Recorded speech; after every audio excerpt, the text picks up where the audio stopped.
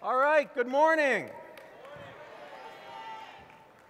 So, one of the incredible things about these events that we do annually is how many people come to their first large-scale UHW event when we gather as a full leadership body. And so I want to begin this morning by just acknowledging and congratulating all of the first-time attendees here today, here yesterday, here tomorrow at their first UHW Leadership Assembly. Welcome. We are thrilled that you are here.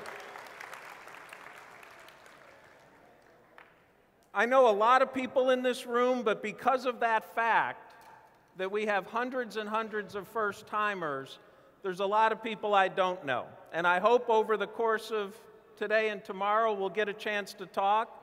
I'm told there's a party happening tonight after we're done with the work. And if you've not been to one of these, there's a tradition about sort of forcing people to do things they wouldn't ordinarily do when the music starts playing that I sometimes get subjected to. So my name's Dave Regan. I'm the president of UHW.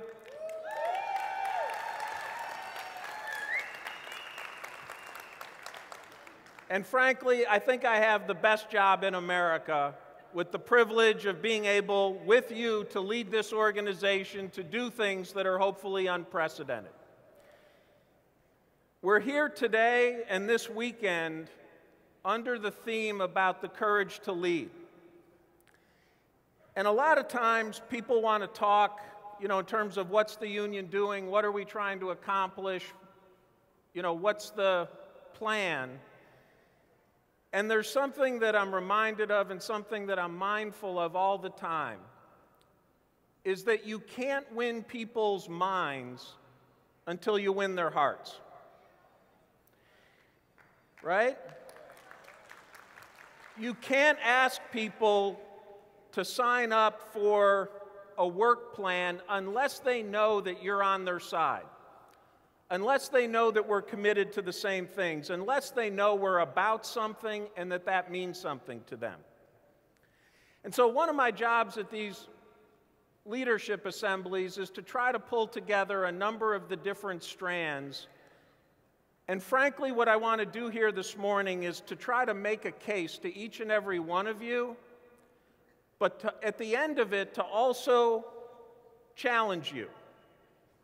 And to challenge you to think about, from your heart, who are we, why are we here, and what are we prepared to do?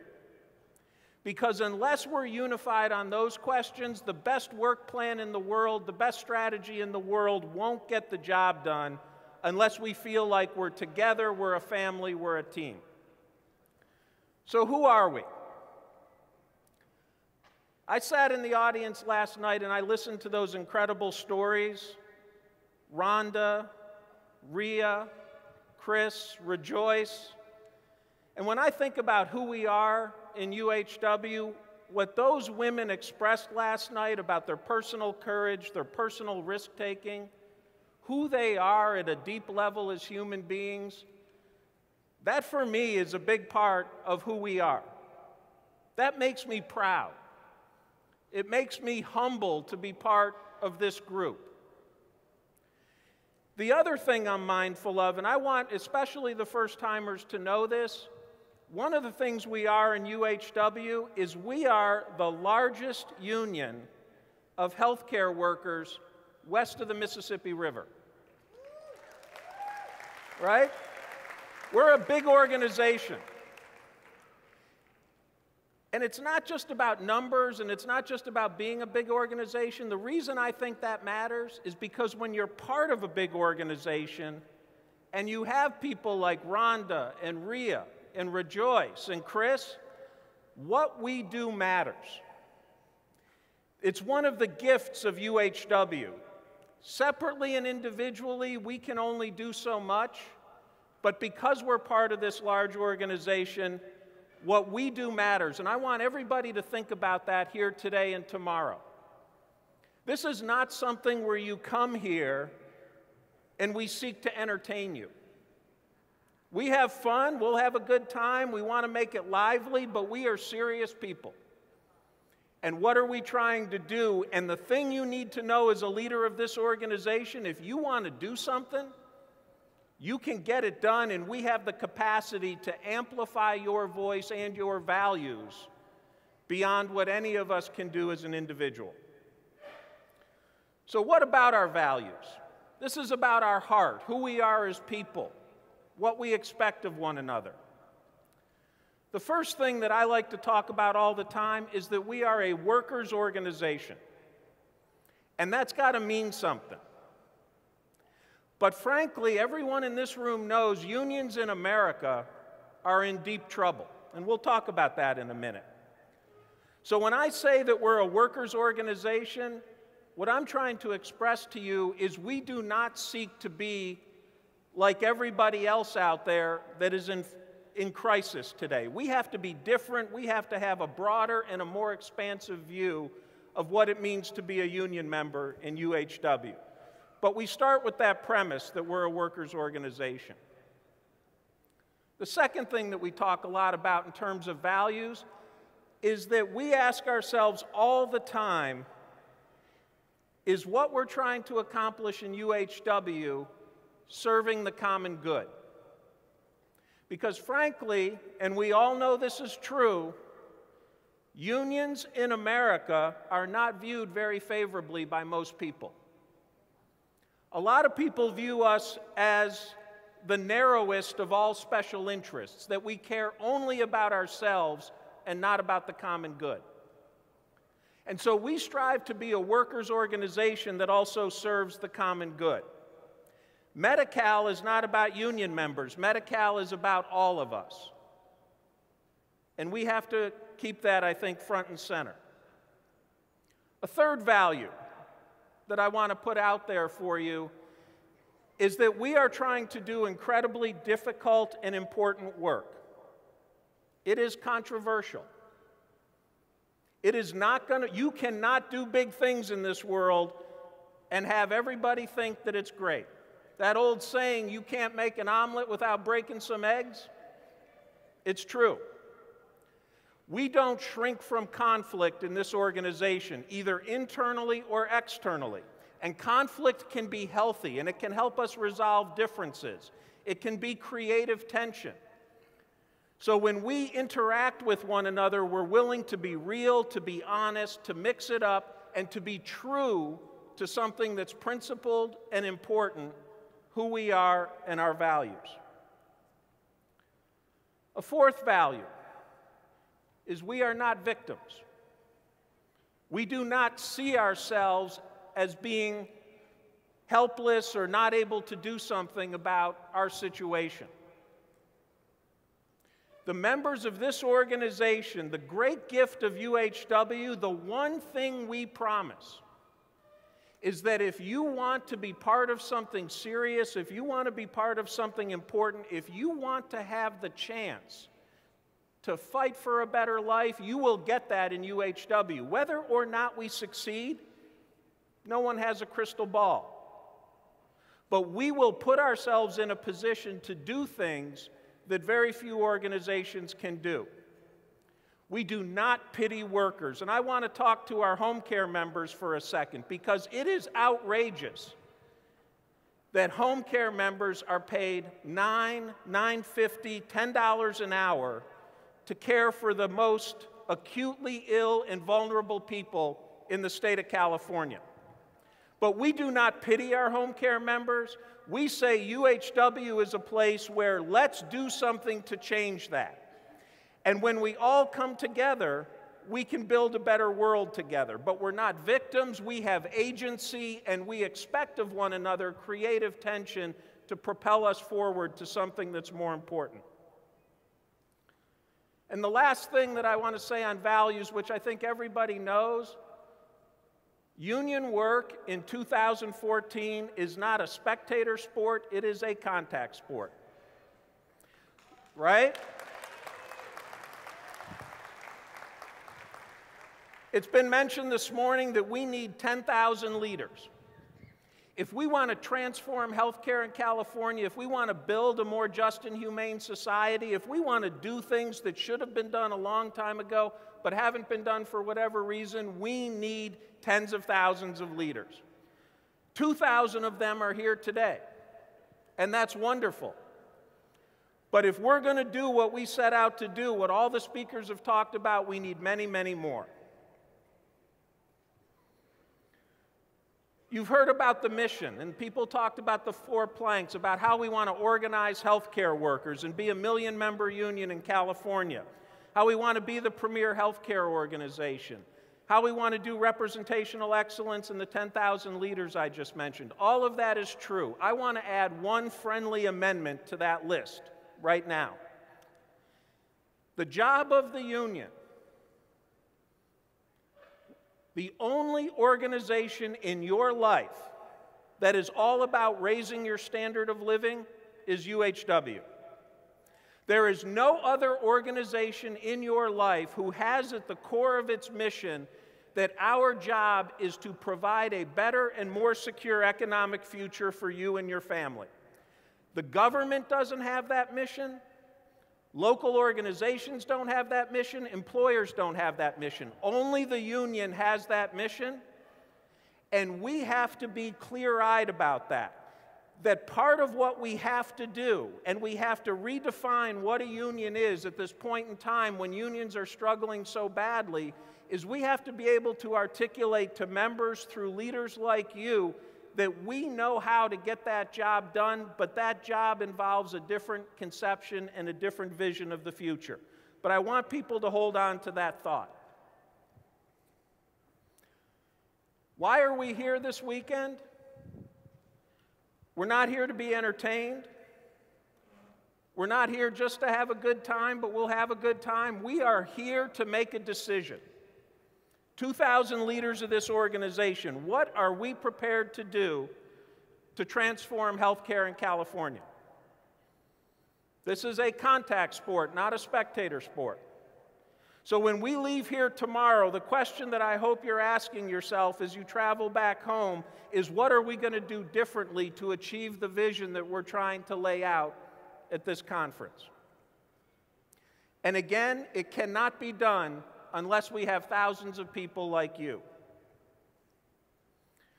Those of you that have been here before know that I have a couple of heroes in my life. And this is the favorite image that I have ever seen in my life. I'm sure a lot of you know who this is. The gentleman on the left is Nelson Mandela. The gentleman on the right, less of you probably know this, but many of you will know the name, is a gentleman by the name of Walter Sisulu. Right? Nelson Mandela passed away last year. This is a picture from 1964 when the two of them were in prison in Robben Island in South Africa. These men were part of an entire movement in the African National Congress that dismantled apartheid. And they largely built that strategy and crafted that movement and figured out how to challenge and ultimately take down the apartheid government from inside of a prison. That, to me, is something that always speaks to the power of what we have inside of us, to the power of what we're capable of. This is something that inspires me every single day. Leadership matters. Leadership is fundamental. And when I listened to those women last night and the speakers today, we have hundreds and thousands of people who are capable of doing things they never imagined were possible.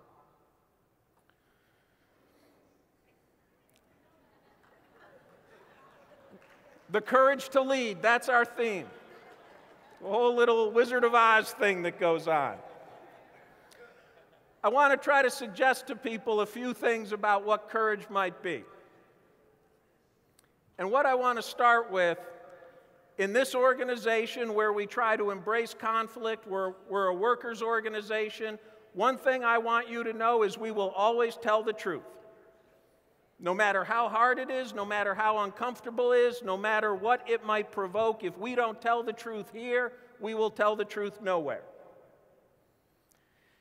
And the truth that we have to start with as a workers' organization at this point in time, I think, begins with the following. This is a map, obviously, of the United States of America, 1964, 50 years ago. The dark orange states are states that had over 31% union membership. The mid-range orange color were states between 20 and 30%, and then the light yellow states were states with 10 to 20% of union membership. The reason this map is important is because you don't get things done in this world because you're nice people. You get things done in this world because you have influence, organization, and power. This is the map that shows the power of workers in America 50 years ago. 20 years later, 1984, all of the dark orange states have turned into a different color. Some of them in that mid-range orange color, some is that light yellow color.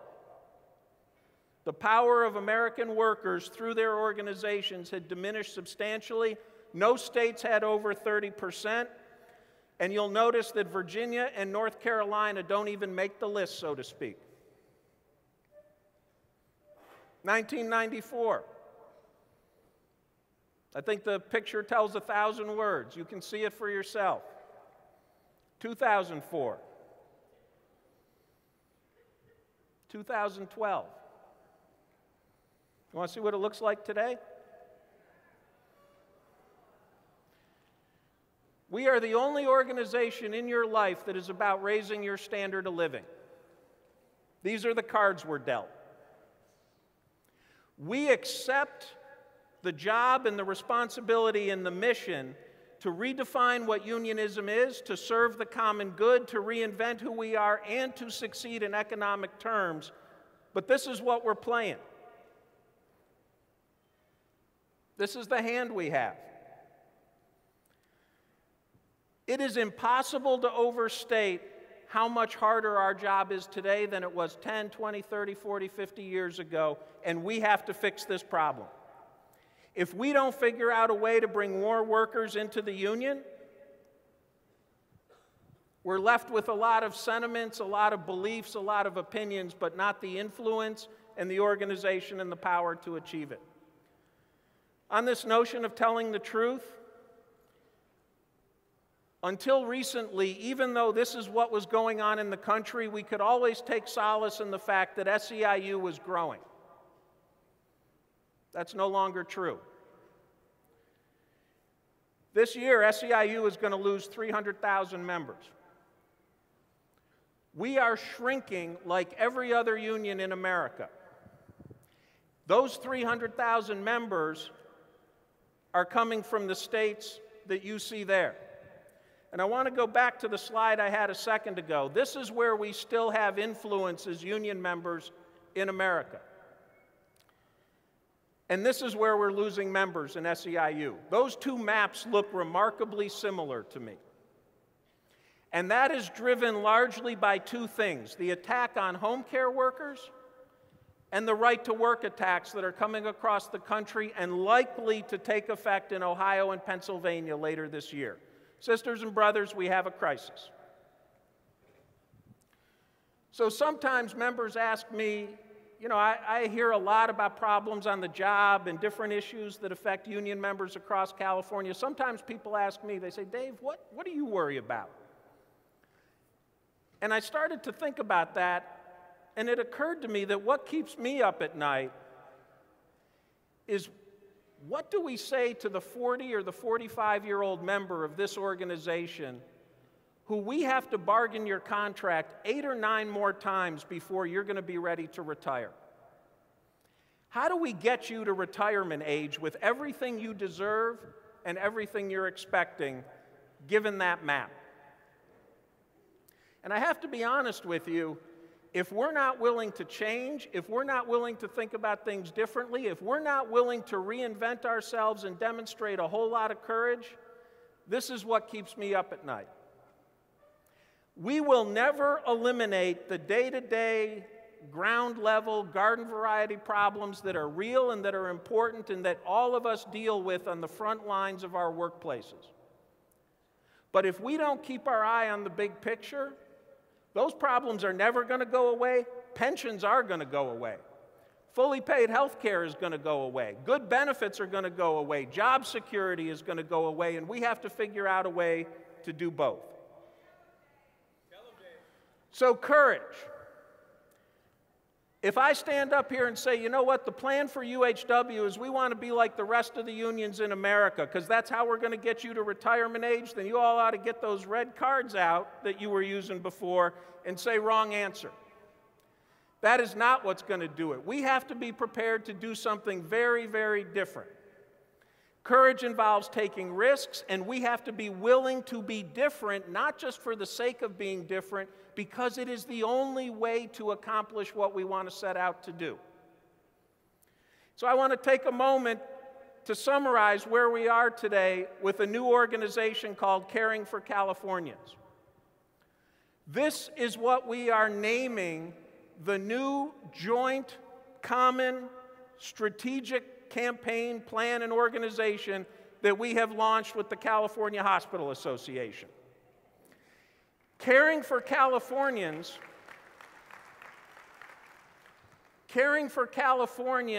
is not about traditional unionism. Traditional unionism is we call our employers names, and we say we want more and more and more, and we say that they're mean this and that. That's not working.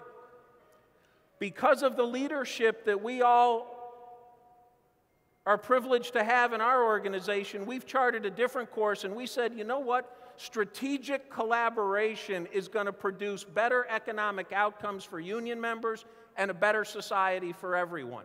And so we are going out there literally next week to launch this organization whose mission is to reform Medi-Cal.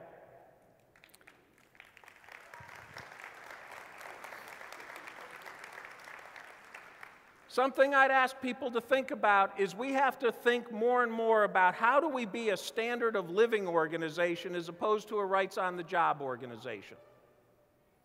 Unions have lost the ability in America to raise people's standards of living, so we kind of default to let's have lots and lots of contract language about lots and lots of little and far less important issues.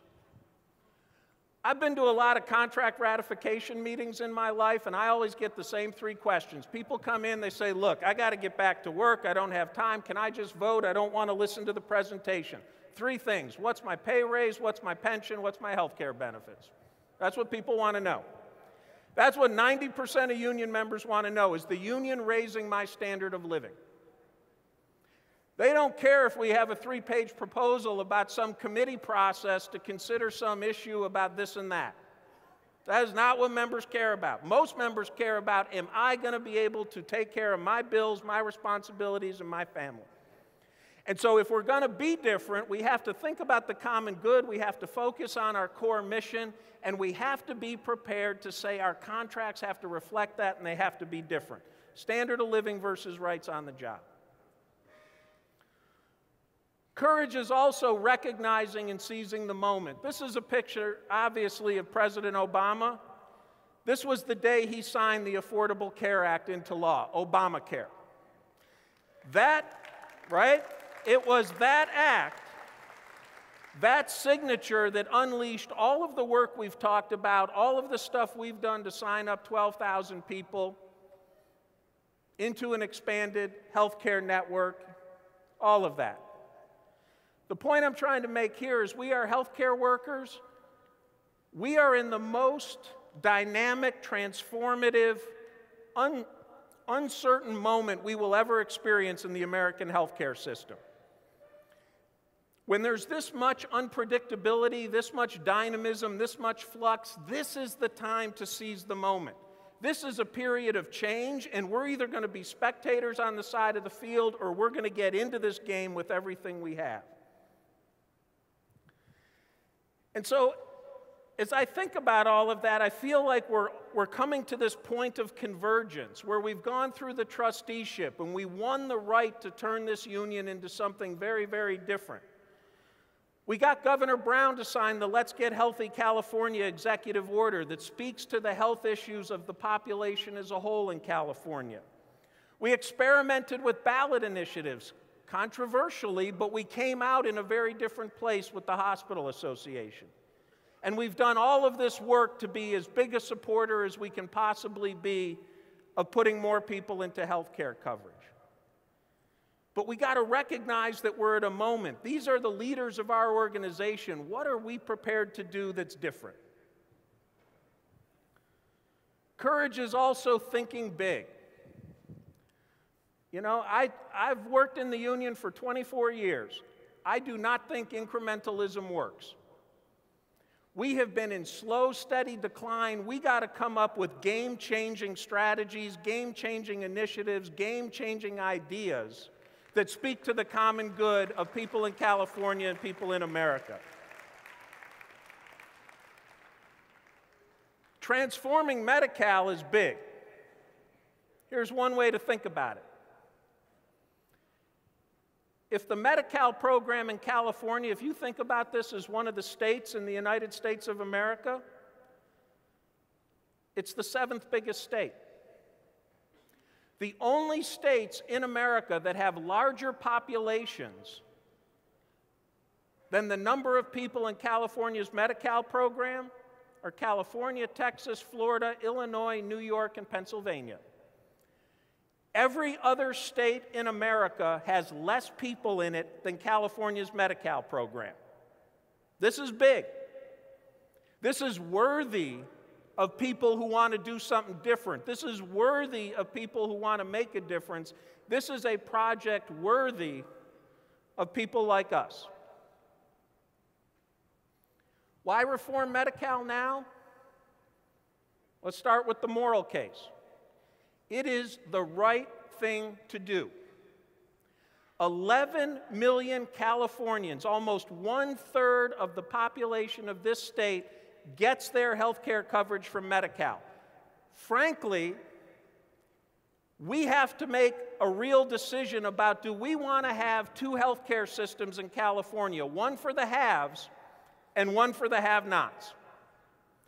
And are we prepared to let California's Medi-Cal program be the system for the have-nots? Because it pays less. It's typically thought of the program for poor people. It is a program that serves a majority people of color population, more children.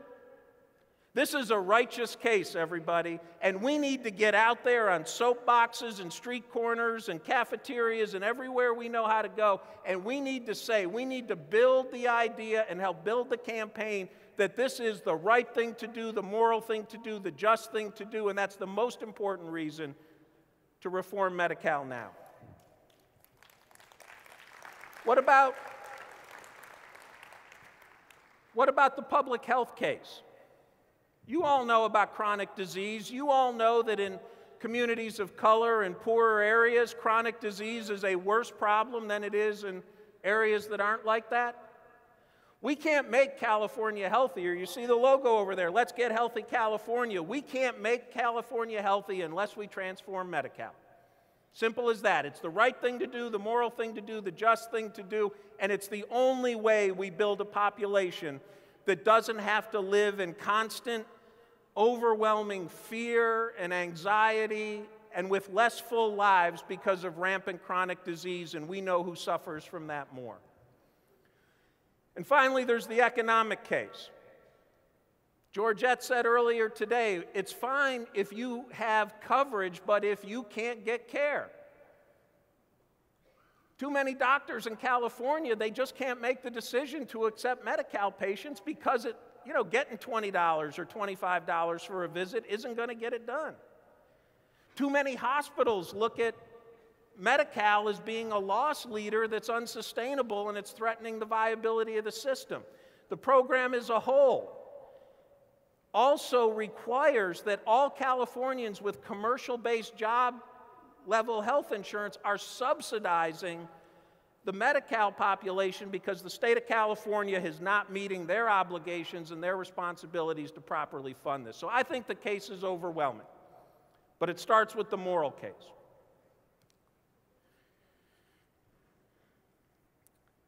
Transforming Medi-Cal, we have to understand this. We just heard Shaq talk about why politics are so important. This is a political problem in search of a political solution. California's economy is more than a $2 trillion a year economy. It's the 8th largest economy in the world if you think about countries. We have the resources. We have the policy know-how.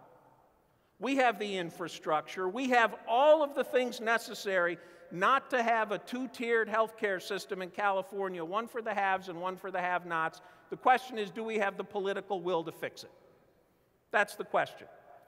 And right now, the political will does not exist in this town, Sacramento, or in the state generally, and one of the things we have to decide, hopefully this weekend, is are we prepared to put everything we got in the middle of the table and say we're ready to deal with this?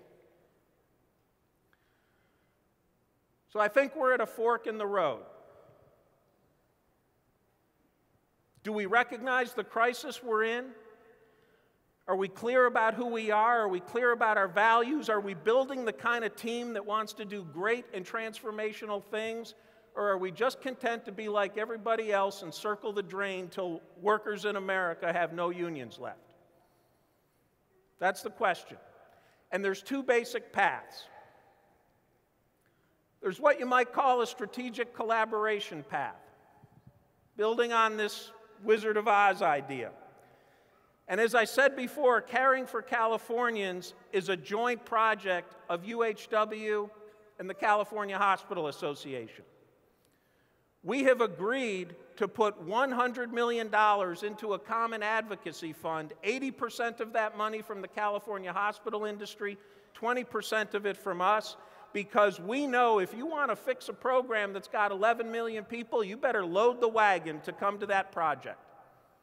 Jerry Brown, the governor of this state, has been very clear with all of us that health care is not really the issue he cares about.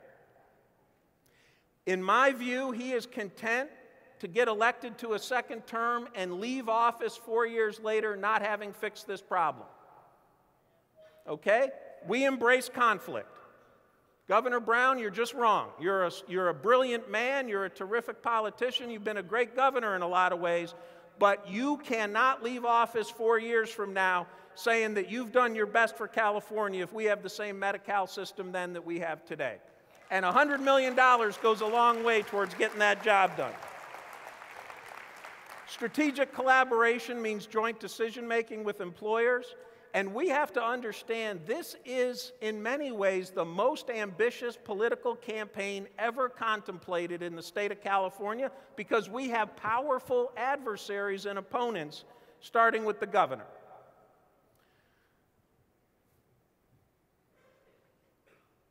And we have to be prepared to upend the status quo.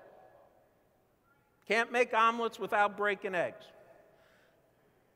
There's another path. Kind of the traditional conflict path. Strategic collaboration of the type we're trying to model with the hospital industry and others. Or we can do the old-fashioned thing, which is like what's going on with Prime. And you heard about Prime Healthcare.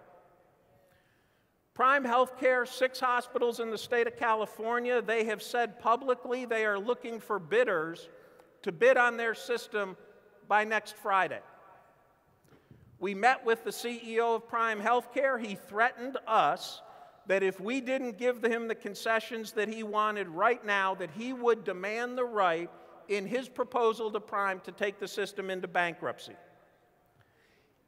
We don't need operators like that, and we won't fix Medi-Cal if this is the way that we have to engage. And we reject the way that Prime is doing it. We reject the sort of traditional lowest common denominatorism. We demand a different way. And so we've been working with a firm called Blue Wolf, which is a private equity firm. I want everybody to listen very carefully about this. By the close of business today, Blue Wolf Capital is going to submit their bid to Daughters of Charity to become the new owner of the system.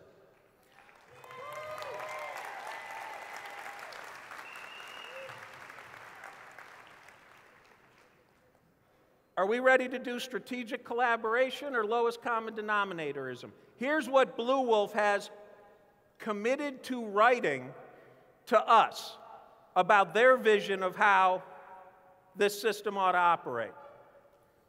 First of all, they want to acquire the entire system and keep the safety net mission intact, preserving institutions and preserving the maximum number of jobs.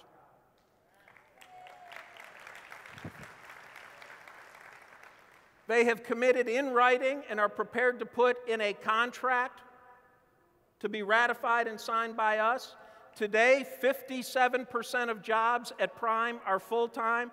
Blue Wolf has said 3 years from now, we want 70% of the workforce to be full-time. No more part-time work. Not only that, not only 70% of the jobs being full-time, but those hours being guaranteed, so that when you get called off, you don't have to worry that you're not going to get those hours back. They will commit to 70% of the workforce having guaranteed full-time hours for the year. Fully protecting all of the wages of the entire workforce. This is a company that is on the verge of bankruptcy, on the verge of insolvency. They're saying, look, we can't give traditional pay rates, but we will preserve 100% people's wages. They will guarantee and keep intact fully paid family health insurance for full-time and part-time people. Okay? Done, in writing.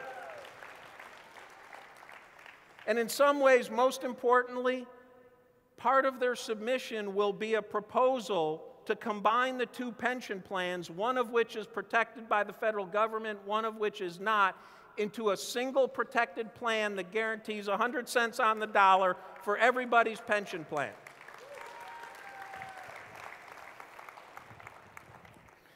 And here's the stuff we're going to get criticized for, because unions have been in steady decline and we can't figure out how to get out of our own way.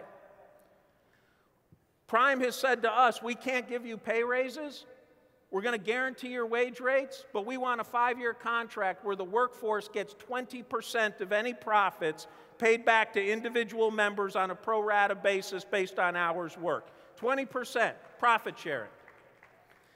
Even more unusual is they're offering us an ownership stake in the company, that we will get a 10% ownership stake, and should the company ever be sold in the future, that money, that stake is returned to the workforce. It doesn't go anywhere else.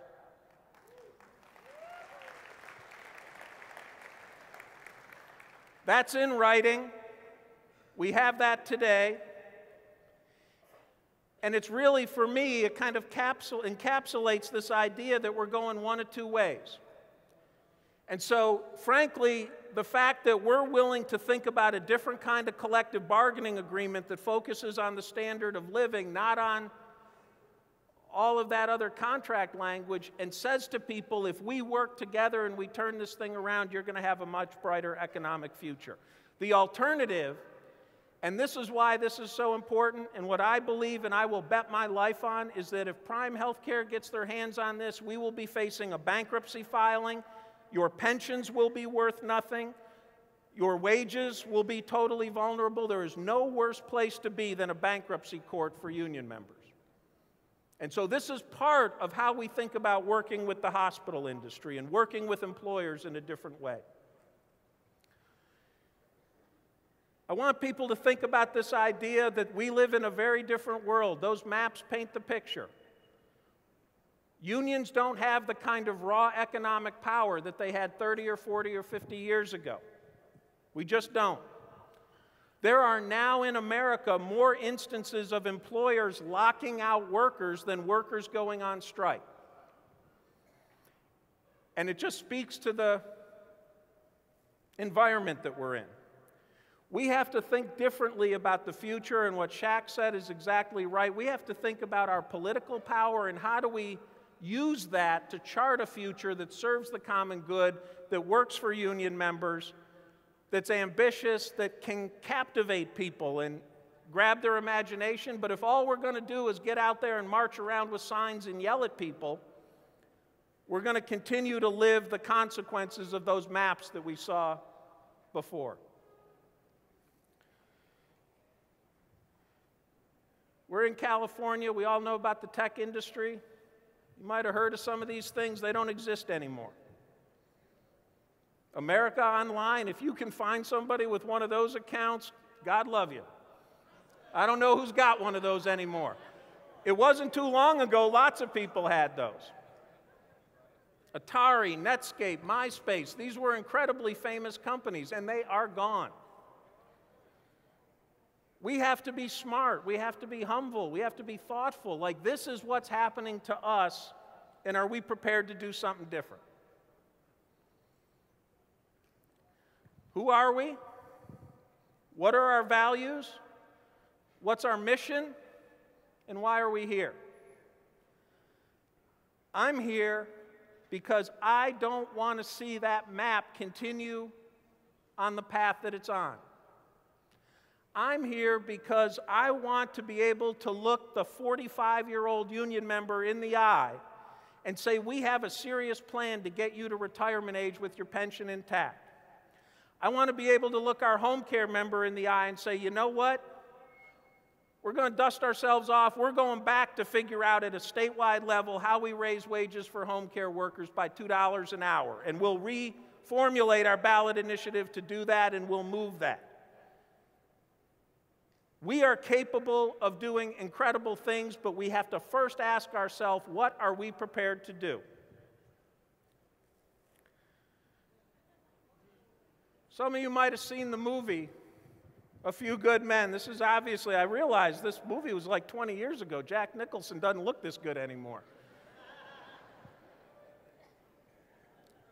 The famous line from this movie, you can't handle the truth. Thank you. Sisters and brothers, leaders of this organization, are we prepared to handle the truth? Are we prepared to be different? Are we prepared to throw away old ways of thinking, old ways of doing, old ways of looking at stuff? Because if we are not prepared to handle the truth, we're not going to get you to retirement age with everything you deserve and everything you're expected. If we can't handle the truth, we can be like every other union in America, going right down the tubes. And yeah, we can have a party, and yeah, we can like each other, and yeah, we can feel good about it, but that is not why we're all coming together. That is not a mission that is worthy of us.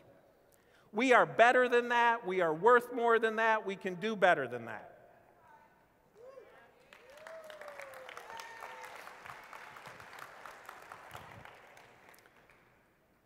This is Frederick Douglass.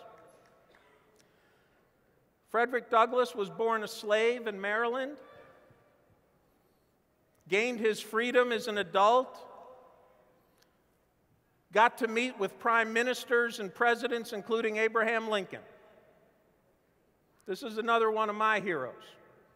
And I think about what we have to face and what other people have overcome, including the stories we heard from members. This man said something in 1857 in upstate New York that is worth thinking about. Without struggle, there is no progress. People who claim to favor freedom yet deprecate agitation are people who want crops without plowing up the ground. They want rain without thunder and lightning. They want the ocean without the awful roar of its many waters. The struggle may be a moral one, or it may be a physical one, or it may be both a moral and physical one, but it will be a struggle. Power concedes nothing without a demand. It never has, and it never will. 1857, look it up. That's what he said. He was as right in 1857 as he would be today. We are a workers' organization of healthcare workers. We live in the richest state, in the richest country, in the history of the world. We know better. We have it in us. We have the courage. Are we ready, starting this weekend, to commit ourselves, Governor Brown, to commit ourselves, state legislators, to commit ourselves, that we are going to make the demand for all the right reasons on state government, on all of the business communities, but to do something that is in the common good. If we don't lend our voices to this, it will not happen. This problem has been here a long time. That is the mission of this organization. We got to unify our hearts before we get our heads. That's what the Courage to Lead is. That's why I am so proud to be part of this organization with you. Thank you for everything you do, and we're going to spend the next day and a half figuring out how to do justice to what Frederick Douglass and others who came before him did. Thank you.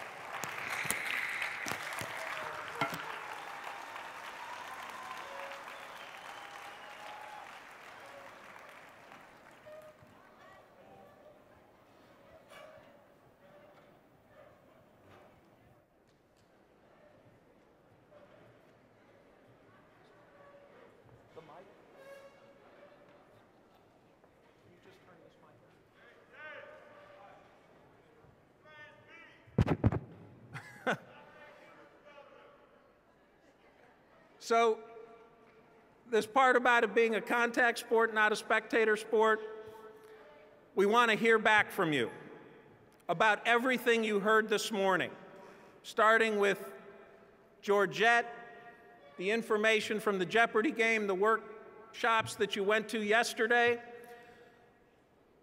When you think about what we've tried to put out there for your consideration and think about what is inspiring or exciting to you about the potential opportunity to transform Medi-Cal, we'd like you to take 5 minutes at your tables, talk to the people with you, and then we want to open the mics and hear directly from people about what it was in this morning's part of the program that speaks to you and who you want to be and who you are about exciting and inspiring to fix Medi-Cal. 5 minutes.